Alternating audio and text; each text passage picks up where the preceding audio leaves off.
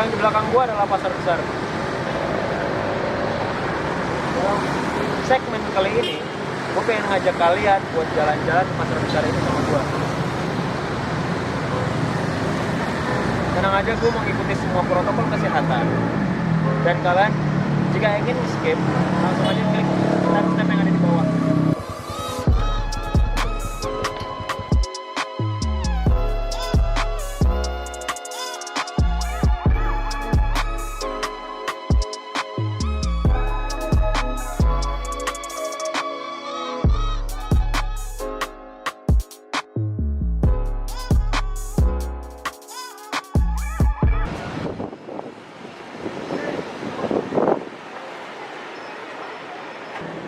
Gue pun bingung gitu loh, pasar besar tuh segede apa.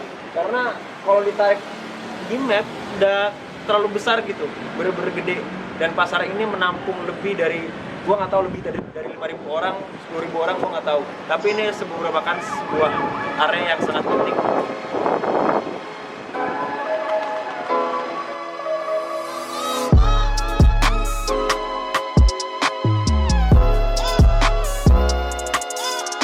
Sekarang gue masih di pasar besar. Kawasan ini nih, yang tadi gue jalan, itu dulu tuh disebutnya kawasan pecinan. Agak kedengaran rasis, tapi kalau ditarik lebih jauh ke belakang, kawasan pasar besar itu merupakan rumah bagi beberapa etnisitas. Gak hanya Cina, tapi rumah bagi masyarakat pribumi, Eropa, bahkan Arab. Gue mau jalan lagi ke sono.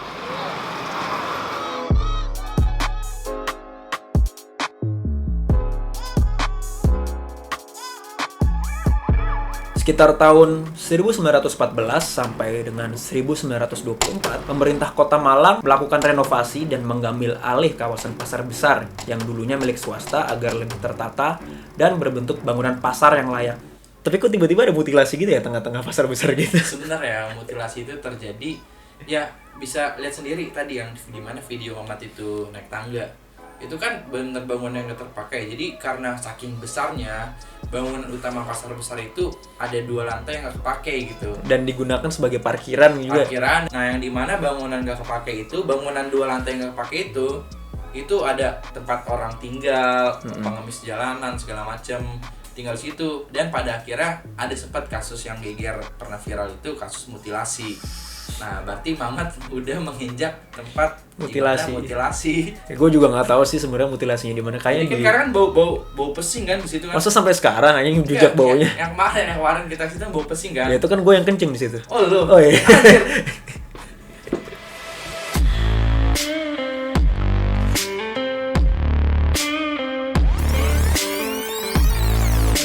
Nah, balik ke Oman.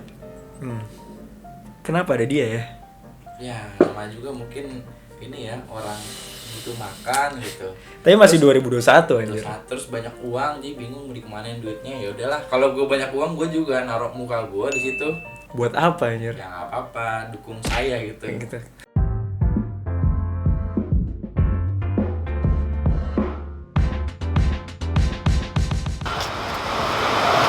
Pasar besar merupakan sebuah epicentrum perdagangan Kota Malang.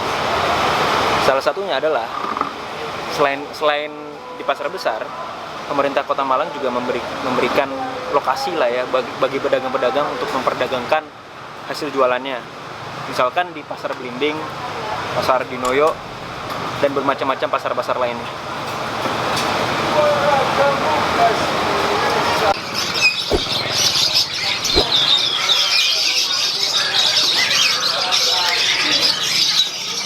Ini masih kawasan pasar besar. Tapi lu pernah beli hewan gak Mati Splendid? Nggak pernah, sedetik pun nggak pernah Gue pernah beli cupang, harganya cuma 4.000. Dan pasar Splendid itu kan sebenarnya juga hitungannya masih pasar besar lah ya. Dan sebenarnya berjarak agak jauh ya, harus nyebrang kayu tangan dulu. Terus habis itu baru masuk ke dalam-dalam Ya, itu. Sebenarnya lebih dekat sama alun-alun Tugu ya. Kalau ditarik lebih jauh, dulunya kan pemerintah itu pengen melakukan perluasan pasar itu kan di Pasar Splendid ya. Tapi karena Pasar Splendid itu nggak proper untuk bangunan pasar yang dimana itu tingkat segala macam, karena dekat Kodam juga. Akhirnya perluasan itu dilakukan di kawasan Pecinan, yang dimana kita kenal sekarang sebagai pasar besar. Dan di pasar Splendid aja kalian bisa beli hewan apapun, sebut aja kucing, burung. Oke, banyak banget lah. Kayak itu hewan-hewan langka. Oh ya, ular anjing, ada Iya, ular. kalau masuk ke dalam itu kayak harus bisik, Mas ada badak tuh. Iya, kayaknya ada dah. Kayak ada dah kalau Kayaknya ada dah anjing. soalnya benar-benar lengkap. Kalau kalian ke pasar Splendid, mana sih warga Malang yang nggak tahu pasar Splendid itu di mana? Pasti tahu semua dong. Iya.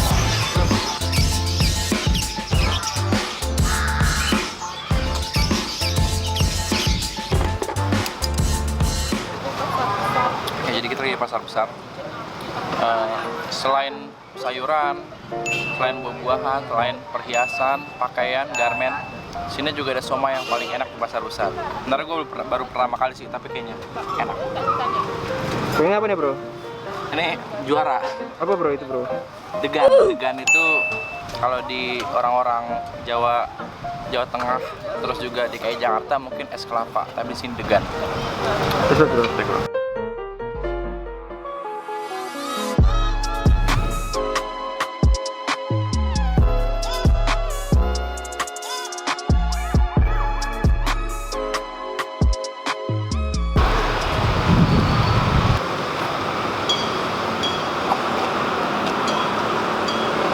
Gue pernah kesini, Bro. Dulu pas gue baru putus sama mantan gue sholat di sini nih pagi-pagi jam 5-an, kayak orang-orang sedih gitu, sedih banget.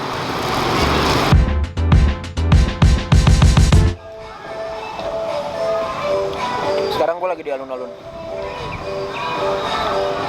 Jika kalian perhatiin, arsitektur kota Malang itu banyak dipengaruhi oleh zaman-zaman kolonial, serupa dengan apa yang ada di Batavia, di Jakarta. Jagung manisnya enak banget. Di alun-alun Malang itu, entah kenapa ya, di setiap alun-alun karakteristiknya selalu ada masjid, lapas, atau mungkin kantor polisi, dan sebuah kantor pemerintahan. Di Malang juga gitu kok. Dua alun-alun kota Malang kayak gitu. Seperti yang gue jelasin sebelumnya, Malang itu sangat dipengaruhi oleh gaya arsitektur kolonial, karena emang kolonial itu kayak berpengaruh besar gitu loh di terhadap perkembangan kota Malang. Perkembangan kota Malang. Dan jika ingin melihat kondisi kota Malang sekarang itu, alun-alun itu menjadi pusatnya gitu loh. Dan kalau kalian ke alun-alun, kalau diperhatiin di situ ada penjara, ada lapas atau kantor kepolisian, ada masjid, ada pusat pemerintahan gitu loh. Dan itu menjadi kayak blueprint ya. Iya, Blueprint desain kota Malang itu sendiri, dari alun-alun terus menyebar. Ada pasar, ada bermacam-macam hal lainnya. Pokoknya kalau kalian itu bertemu alun-alun yang dimana alun-alun itu bentuknya klasik ya, alun-alun klasik peninggalan kolonial itu bisa dicirikan dengan alun-alun yang berbentuk kotak, bukan bulat. Karena kalau alun-alun kotak itu benar-benar aksesibilitasnya lebih mudah gitu. Mau ke selatan, mau ke barat, mau ke timur, mau ke utara itu gampang. Berbeda dengan alun-alun yang bulat, yang dimana itu bisa cuma jadi putaran doang ya. Iya. Itu pengertian secara konkretnya itu civic center gitu.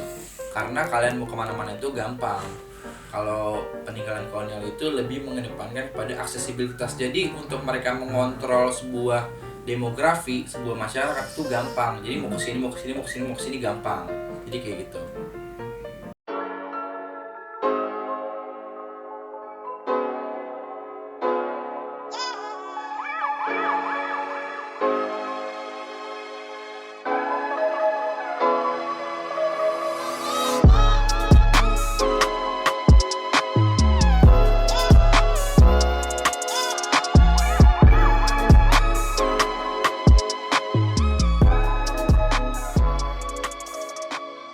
Keunikan pasar besar itu menurut gue kayak bentuknya sih, dan seberapa besar pasar itu sendiri gitu loh. Kita nggak punya definisi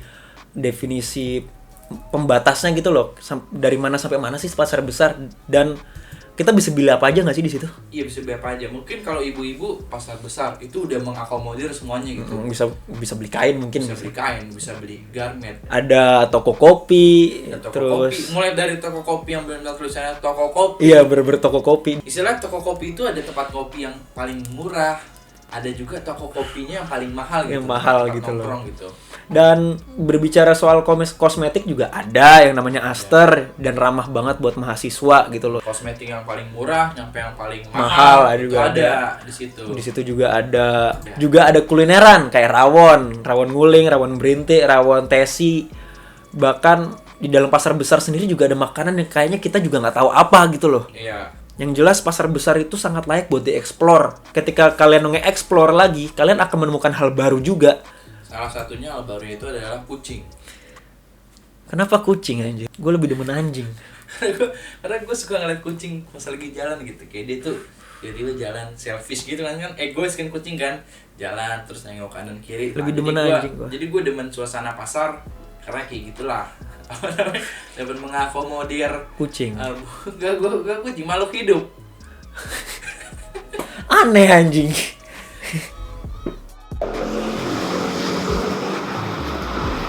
Kopi bro. Sekarang gue lagi di toko kopi Komja di daerah besar pasar besar lah ya. Jika kalian sudah mencapai di tahap video kali ini, sekarang saatnya gue memberikan kesimpulan yang akan merangkum semua video ini. Pada dasarnya pasar besar menurut gue merupakan lokasi yang sangat unik karena merangkum semua keunikan kota Malang.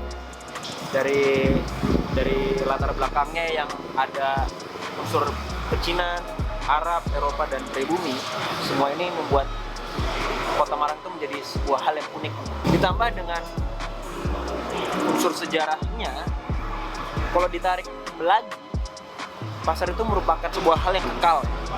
Dari waktu ke waktu, meskipun ada e-commerce, pasar akan menjadi yang nomor satu.